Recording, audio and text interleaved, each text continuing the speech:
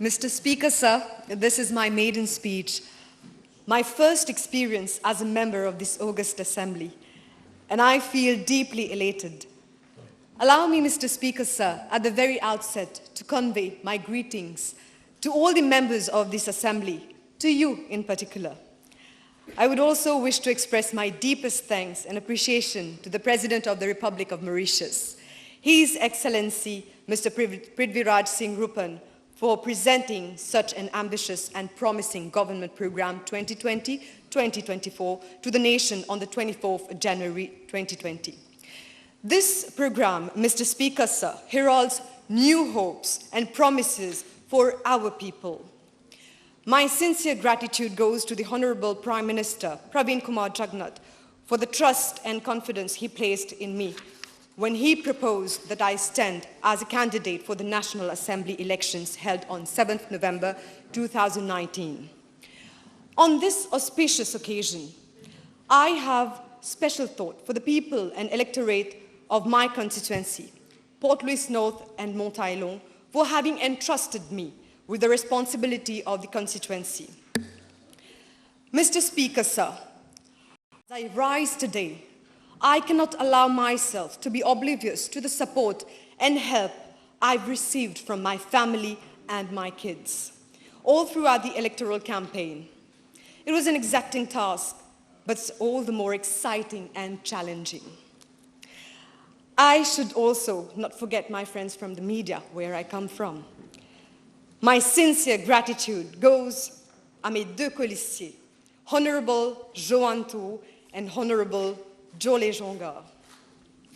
I must also thank the Honorable Tanya Diol for the motion of thanks she has presented in this House, which allows us to kickstart the debate on this government program 2020-2024. Debate, Mr. Speaker, sir, that is the very word. Monsieur le Président, le 24 janvier, dès par leur absence, les membres de l'opposition de l'autre côté de la Chambre ont voulu occulter l'importance du discours-programme dans la vie parlementaire. Leur refus d'être présents à cette occasion démontre surtout le peu de considération et de respect qu'ils accordent à leur propre serment en tant que parlementaires de cette auguste Assemblée. Leur absence démontre aussi le peu de respect qu'ils ont non seulement pour eux-mêmes, mais aussi en même temps pour les institutions, mais aussi pour leur propre mandat, ceux-là même qui leur ont confié la responsabilité de défendre leurs intérêts. Cette Chambre, Monsieur le Président, est le cœur même de l'expression de la démocratie parlementaire. En d'autres mots, comme dirait l'anglais, the repository of people's voices. L'opposition, Monsieur le Président, a choisi de justifier son absence en affirmant que ce gouvernement démocratiquement élu, comme nous le savons tous, n'a pas de légitimité électorale, donc pas le droit de présenter un discours-programme. Mais moi, je me pose la question de savoir si cette opposition que nous avons en face de nous, de l'autre côté de cette Chambre, a-t-elle cette légitimité dont elle fait sienne? Et pourtant, ils ont juré fidélité à cette même Chambre, pas plus tard que le 12 novembre 2019. À mon sens, Monsieur le Président, tout n'est qu'une question de démagogie et de mauvais perdants. En tant que jeune et nouvelle élue dans cette Chambre, et qui a encore tout à apprendre, des pratiques et des règles, je suis persuadée que cette opposition a failli à son devoir, a failli à son serment et à la confiance de son électorat et au peuple mauricien. À leur place, moi, j'aurais honte. It's a shame. Après ces quelques mots, Monsieur le Président, je vais me consacrer à l'essentiel du programme du gouvernement pour les 5 prochaines années. Mr. the Speaker, sir, this government program sets out the vision of a modern, vibrant, sustainable and inclusive Mauritian society. It contains a series of policy measures that are designed to create better opportunities for every cross-section of our nation, while laying emphasis on the protection of the weakest and vulnerable segments of our citizens. At the same time, This program charts the way forward to continuously consolidate and promote the welfare and well-being of our people, all through better education, enhanced healthcare systems, social housing, greater access to transportation, public utilities such as water, electricity, and telecommunications, improvement of the road infrastructure. Mr. Speaker, sir, this program is above all a roadmap for the development of our human capital, our only asset in this country. Mr. Speaker, sir, this government program is not a propos d'intérêt, as it is claimed in some quarters, but it reflects and encapsulates the vision of a caring government under the leadership of the Prime Minister for an inclusive society based on equality of opportunities, social justice, protections of the rights of our needy populations, the elderly, women and children. For building a society that is environmentally sound and healthy, that guarantees the safety of our citizens as a matter of utmost priority, that values the democratic fabric of our plural society, upholds civil liberties as a fundamental and unfettered rights of our citizens, that empowers and values women as equal partners, that seeks to transform our youth as enlightened citizens of our society imbued with the capacity and capability to take leadership roles in various spheres of life. Mr. Speaker, sir, this government program also lays the foundation for Mauritius as a country to rise to the challenges of an increasingly globalizing world. Mr. Speaker, sir, we were elected in November last. The people of this country entrusted us with the responsibility to build and nurture a sustainable future, a promising future for our youth and younger generations.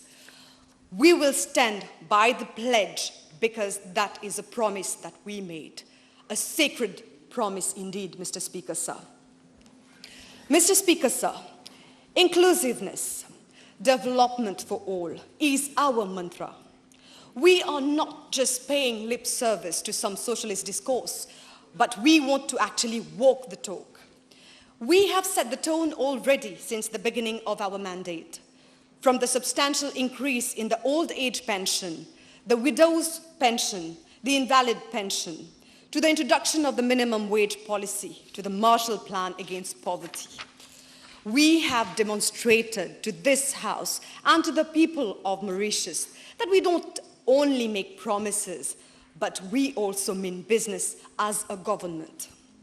Notwithstanding criticism from the other side of the House, in any case, Mr. Speaker, sir, that's their role, we are stepping up our efforts in constructing the inclusive society. And we have no lessons to learn from whomsoever, because, Mr. Speaker, sir, the Prime Minister is a man of words, of conviction, of commitment, and he is showing the path ahead.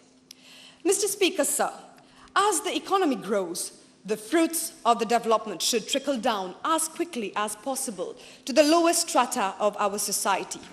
Everybody should be on board. No one should be left on the side roads. We are reversing the deeply entrenched social inequality traits in our society. Of course, Mr. Speaker, sir, the road ahead is long and full of uncertainties.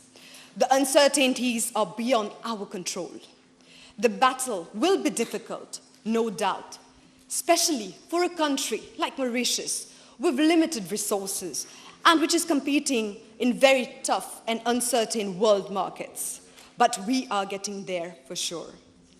Mr. Speaker, sir, this government program has laid a lot of emphasis on the need for government to accelerate the deployment of socially inclusive policies during its term. Combating poverty is high on our agenda and remains at the forefront of our development strategy and effort. Government undertakes to step up the implementation of the Marshall Plan against poverty. Access to decent and affordable housing is also a prime objective of our social inclusion agenda. In this regard, government will accelerate housing programs for both low and middle-income families, referring to paragraph 22 of the Government Programme 2020-2024. In the same vein, Mr. Speaker, sir, as stated in paragraph 23 of the programme, existing social housing units, including the NHDC apartments block, the CHA housing estates will be upgraded so as to create acceptable living conditions for the needy. Mr. Speaker, sir, we all know that gender parity and women empowerment are quickly becoming a catalyst of change. Unfortunately, of late, we have witnessed a rise in the number of cases of domestic violence. More importantly, violence against women, children, and the elderly. Such behavior is unacceptable in the society we are living in. We have to deal with these cases, with cases of domestic violence, more meaningfully. And here, Mr. Speaker, sir, I wish to congratulate the Honourable Prime Minister for his excellent initiative to chair a high-level committee in view of formulating new strategy to eliminate gender-based violence as stipulated at paragraphs 136, 137 and 38 of the programme. I also note with satisfaction that the legal arsenal will be upgraded to ensure more safety to vulnerable women, children and the elderly, and to keep assaulters and potential assaulters in check. Mr. Speaker, sir, the introduction of a children's bill will be another watershed in our ongoing effort to protect our children in the face of numerous social evils and physical threats and aggressions. Mr. Speaker, sir, no civilized society can tolerate that our women, our children, our senior citizens are continually and systematically abused and victimized. The perpetrators of such violence should be taken to task and dealt with in the most appropriate manner. And for this to happen, we need new and effective laws to address crimes like luring children and teenagers into drugs, online child abuse, and child trafficking. Mr. Speaker, sir, we are fully appreciative of the Prime Minister's commitment to combat crime and drug trafficking in all its forms and manifestations. In this context, we welcome the policy measures announced at paragraph 126 on the programme to increase the manpower needs and requirements of the Anti-Drugs and Smuggling Unit, ADSU, and other units involved in the combat against the scourge of drug trafficking and drug-related crime.